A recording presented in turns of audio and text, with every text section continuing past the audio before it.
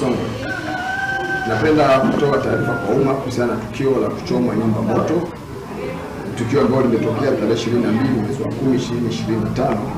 majira ya saa 7:30 usiku katika kijiji cha Ikumbilo, kata ya Chitete, wilaya ya Ileje na mkoa wetu wa Songwe,